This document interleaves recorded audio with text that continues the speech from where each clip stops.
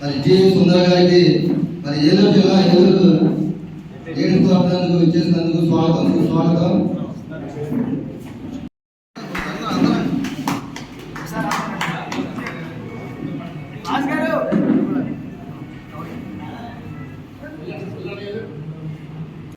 నాయకత్వం జీవి సుందరన్న నాయకత్వం, జీవి సుందరన్న నాయకత్వం.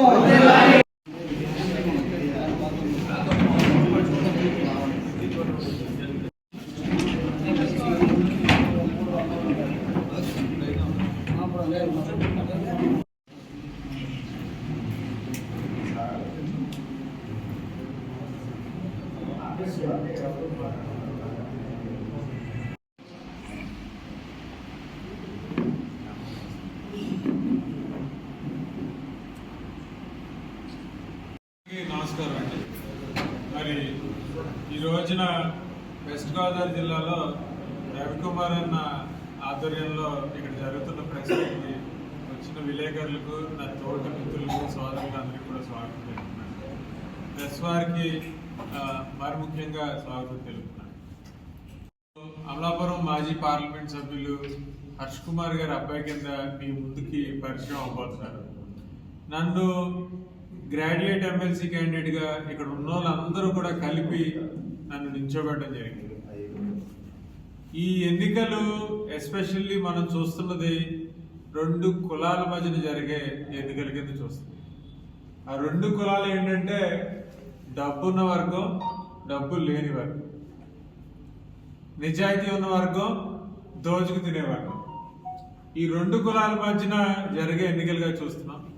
ఒక పక్కన కూటమి అభ్యర్థి కింద ఉంటున్న మనిషి, కూటమి అభ్యర్థి వాళ్ళు మీకు తెలుసు చాలా డబ్బులు ఉన్నారు. మేము గుండె ధైర్యం ఉన్నోళ్ళం, ఆత్మ గౌరవం ఉన్నోళ్ళం, ఆత్మాభిమానం ఉన్నోళ్ళం. మేము ఈ రోజున గట్టిగా గ్రాడ్యుయేట్ సమస్యల పట్ల కూటమి ప్రభుత్వం ఇప్పటికి వచ్చి 5 నెలలైంది. ప్రభుత్వం ఏర్పడి వాళ్ళు చేసిన ప్రామిసెస్ గ్రాడ్యుయేట్స్ పట్ల కానీ కామన్ పబ్లిక్ పట్ల కానీ ఏది కూడా నెరవేర్చలేదు. మనం వెస్ట్ గోదావరిలో రోడ్లు చూస్తుంటే అసలు చాలా దారుణం. ఇంతకు ముందున్న వైసీపీ గవర్నమెంట్ రోడ్ల మీదే చాలా గట్టిగా పబ్లిసైజ్ చేశారు. మరి ఈరోజు 5 నెలలు అయింది, ఒక్క రోడ్డు కూడా వేయలేదు టీడీపీ వాళ్ళు. తర్వాత గ్రాడ్యుయేట్ సమస్యలకు వచ్చేటప్పటికి ఒకటే అడుగుతున్నాను, 3000 నిరుద్యోగ భృతి ప్రామిస్ చేశారు. నిన్న బడ్జెట్లో దాని గురించి ఒక్క మాట మాట్లాడలేదు. 20 లక్షల ఉద్యోగాలు అన్నారు, ఒక్క స్కిల్ డెవలప్మెంట్ సెంటర్ కడతానలేదు. నీకు 15,000, నీకు 15,000, నీకు 15,000. ఎంతమంది పిల్లలు కంటే అంతమంది పిల్లలు కానండి, కంటూనే ఉండండి. 15,000 నేను ఇస్తానన్నారు, ₹1 బడ్జెట్లో దానికి ఎలకేషన్ ఇవ్వలేదు. మరి కూటమి అభ్యర్థి కనుక మళ్ళా వస్తే ఈ అన్నిటి మీద చంద్రబాబు నాయుడు గారిని, ప్రభుత్వాన్ని రేపు పొద్దున్న కౌన్సిల్లో అడగగల ప్రజలు ఒకసారి ఆలోచించమని కోరుతున్నాను. నాలాంటి ఇండిపెండెంట్ వాయిస్, ఒక గ్రాడ్యుయేట్ వాయిస్, మీలాంటి ఒక తోటి మనిషి వాయిస్ రేపు కౌన్సిల్లో వెళ్తే మీ అన్ని సమస్యలు కోవటం, మీ అన్ని సమస్యల పట్ల మీ వాయిస్ అయి గట్టిగా రేపు పొద్దున్న చట్టసభల్లో అడిగే పరిస్థితి వస్తుంది. ఇండిపెండెంట్గా వెళ్ళడం వల్ల నాకు టైం ఇవ్వడం జరుగుతుంది. అండ్ దీంతో పాటుగా గ్రాడ్యుయేట్ ఎమ్మెల్సీగా ముఖ్యంగా నేను చూసేది రెండే 2 విషయాలు. ఒకటి education, 2 employment. Education and employment రెండు కూడా 2 కళ్ళు లాంటివి. ఓ పక్క ఎడ్యుకేషన్ ఉండాలి, ఇంకో పక్క ఎడ్యుకేట్ అయిన పిల్లలకి ఎంప్లాయ్మెంట్ క్రియేట్ చేయాలి. మరి ఈ రోజున వెస్ట్ గోదావరి జిల్లాలో రవికుమార్ అన్న ఆధ్వర్యంలో ఇక్కడ జరుగుతున్న ప్రశ్నకి వచ్చిన విలేకరులకు, నా తోటి మిత్రులకు, సోదరులందరికీ కూడా స్వాగతం తెలుపుతున్నాను. ప్రెస్ వారికి మరి ముఖ్యంగా స్వాగతం తెలుపుతున్నాను.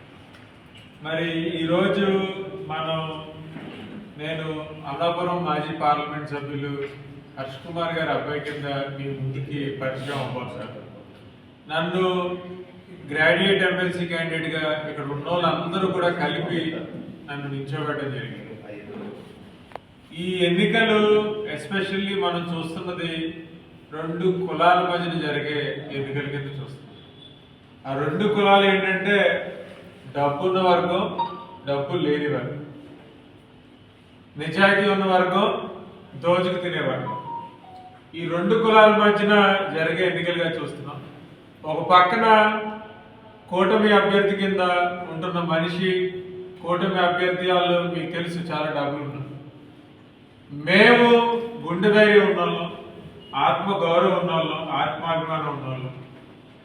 మేము ఈ రోజున గట్టిగా గ్రాడ్యుయేట్ సమస్యల పట్ల కూటమి ప్రభుత్వం ఇప్పటికి వచ్చి 5 నెలలైంది ప్రభుత్వం ఏర్పడి. వాళ్ళు చేసిన ప్రామిసెస్ గ్రాడ్యుయేట్స్ పట్ల కానీ కామన్ పబ్లిక్ పట్ల కానీ ఏది కూడా నెరవేర్చలేదు. మనం వెస్ట్ గోదావరిలో రోడ్లు చూస్తుంటే అసలు చాలా దారుణం. ఇంతకు ముందున్న వైసీపీ గవర్నమెంట్ రోడ్ల మీదే చాలా గట్టిగా పబ్లిసైజ్ చేశారు. మరి ఈరోజు 5 నెలలు అయింది, ఒక్క రోడ్డు కూడా వేయలేదు టీడీపీ వాళ్ళు. తర్వాత గ్రాడ్యుయేట్ సమస్యలకు వచ్చేటప్పటికి ఒకటే అడుగుతున్నారు, 3000 నిరుద్యోగ భృతి ప్రామిస్ చేశారు. మన బడ్జెట్లో దాని గురించి ఒక్క మాట మాట్లాడలేదు. 20 లక్షల ఉద్యోగాలు అన్నారు, ఒక్క స్కిల్ డెవలప్మెంట్ సెంటర్ కడతానలేదు. నీకు 15,000, నీకు 15,000, నీకు 15,000. ఎంతమంది పిల్లలు కంటే అంతమంది పిల్లలు కానండి కంటూనే ఉండండి. 15,000 నేను ఇస్తానన్నారు, ₹1 బడ్జెట్లో దానికి అలొకేషన్ ఇవ్వాలి. మరి కూటమి అభ్యర్థి కనుక మళ్ళా వస్తే ఈ అన్నిటి మీద చంద్రబాబు నాయుడు గారిని, ప్రభుత్వాన్ని రేపు పొద్దున్న కౌన్సిల్లో అడగండా ప్రజలు ఒకసారి ఆలోచించమని కోరుతున్నాను. నాలాంటి ఇండిపెండెంట్ వాయిస్, ఒక గ్రాడ్యుయేట్ వాయిస్, మీలాంటి ఒక తోటి మనిషి వాయిస్ రేపు కౌన్సిల్లో వెళ్తే మీ అన్ని సమస్యల కోసం, మీ అన్ని సమస్యల పట్ల మీ వాయిస్ గట్టిగా రేపు పొద్దున్న చట్టసభల్లో అడిగే పరిస్థితి వస్తుంది. ఇండిపెండెంట్గా వెళ్ళడం వల్ల నాకు టైం ఇవ్వడం జరుగుతుంది. అండ్ దీంతో పాటుగా గ్రాడ్యుయేట్ ఎమ్మెల్సీగా ముఖ్యంగా నేను చూసేది రెండు విషయాలు. ఒకటి education, 2 employment. Education and employment రెండు కూడా 2 కళ్ళు లాంటివి. ఓ పక్క ఎడ్యుకేషన్ ఉండాలి, ఇంకో పక్క ఎడ్యుకేట్ అయిన పిల్లలకి ఎంప్లాయ్మెంట్ క్రియేట్ చేయాలి. ఇందులో భాగంగా నేను నా ఎలక్షన్ ప్రామిసెస్ కింద అంతఃకరణ శుద్ధితో చెప్పేది ఏంటంటే 5 పార్లమెంట్ నియోజకవర్గాలు ఉన్నాయి ఈ గ్రాడ్యుయేట్ ఎమ్మెల్సీ. ఈ 5 పార్లమెంట్ నియోజకవర్గాల్లోని 5 స్కిల్ డెవలప్మెంట్ సెంటర్స్ పెడతాను. 5 స్కిల్ డెవలప్మెంట్ సెంటర్స్ ఎందుకు అంటే ఆల్రెడీ గ్రాడ్యుయేట్, ఇప్పుడు మా ఏజ్ గ్రూప్ పిల్లలు ఉన్నారు, అంటే నేను కొంచెం పెద్దోడిని అనుకోండి, కానీ ఇప్పుడు లేటెస్ట్ గ్రాడ్యుయేట్ అంటే ఒక 3 సంవత్సరాల ముందు అయిన స్టూడెంట్స్ ఉన్నారనుకోండి. మాకు చిన్నప్పటి నుంచి చెప్పి నేర్పింది ఏంటంటే 10th చదవండి, ఇంటర్మీడియట్ చదవండి, తర్వాత డిగ్రీ ఇంజనీరింగ్ చదవండి. ఈ డిగ్రీ ఇంజనీరింగ్ చదివిన తర్వాత అప్పుడు ఏం చేయాలో ఆలోచిస్తాం. ఒక లైన్లో వెళ్ళిపోయింది. కానీ ఇండస్ట్రీకి కావాల్సింది అది కాదు, మార్కెట్ రిక్వైర్మెంట్ అది కాదు, అప్ స్కిల్లింగ్ సెంటర్స్ అవసరం. అందుకనే స్కిల్ డెవలప్మెంట్ సెంటర్స్ పెడతాను. తర్వాత ఒక పూర్తి ఫంక్షనబుల్ ఎంప్లాయ్మెంట్ ఎక్స్చేంజ్ సెంటర్ పెడతాను. ఒక పూర్తి ఫంక్షనబుల్ ఎంప్లాయ్మెంట్ ఎక్స్చేంజ్ సెంటర్ ఎందుకంటే ఒక పక్క ఎడ్యుకేషన్ ఇన్స్టిట్యూట్స్లో ఎంతమంది గ్రాడ్యుయేట్ అవుతున్నారు, ఇంకో పక్క ఇండస్ట్రీస్తో, లోకల్ ఇండస్ట్రీస్తో కమ్యూనికేట్ చేసుకుని ఎంతమందికి ఉద్యోగాలు కల్పించగలరు.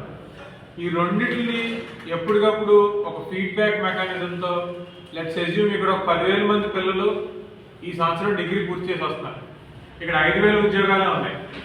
అటువంటిప్పుడు ఈ మధ్యలో ఉన్న గ్యాప్ ఫిల్ చేయడం, ఒకటి వీళ్ళందరినీ ఇండస్ట్రీ కనెక్ట్ చేయడం, ఈ ఇండస్ట్రీకి కావాల్సిన స్కిల్ సెట్ని ఎడ్యుకేషన్ ఇన్స్టిట్యూట్స్కి చెప్పడం, ఈ రెండు చేస్తూనే మరి ఇక్కడ 5,000 ఉన్నాయి, మరి ఇంకొక 5,000 మంది పిల్లలకు మనం చెప్పాలి కదా.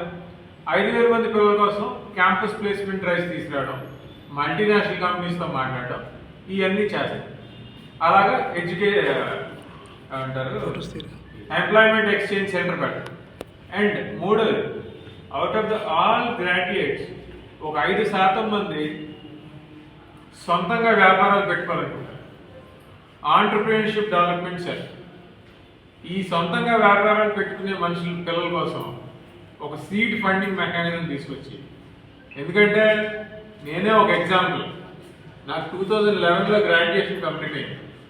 2011లో నాకు గ్రాడ్యుయేషన్ కంప్లీట్ అయిన తర్వాత ఎంపీ గారు అబ్బాయి కదా, అప్పట్లో ఏ బ్యాంకు నాకు లోన్ ఇవ్వలేదు, వీళ్ళ దగ్గర వసూలు చేసుకోలేరు. సెంట్రల్ గవర్నమెంట్ పిఎంజీజీపీ అని, సిజిటిఎంఎస్సి అని, క్రెడిట్ గ్యారంటీ స్కీమ్స్ చాలా తీసుకొచ్చింది. కానీ గ్రౌండ్లోకి వెళ్తే బ్యాంకర్స్ మనకు సపోర్ట్ చేయాలి. అది ఏ రకంగా సపోర్ట్ తీసుకోవాలి, ప్రాజెక్ట్ని ఏ రకంగా ప్రజెంట్ చేయాలి, ప్రైవేట్ ఫండర్స్ దగ్గర నుంచి ఫండ్స్ ఎలా తెచ్చుకోవాలి అని ఎవరైతే పిల్లలు మేము వ్యాపారం చేసుకుందాం అనుకుంటున్నారో వాళ్ళకి సపోర్ట్గా ఒక మెకానిజం తీసుకుంటారు.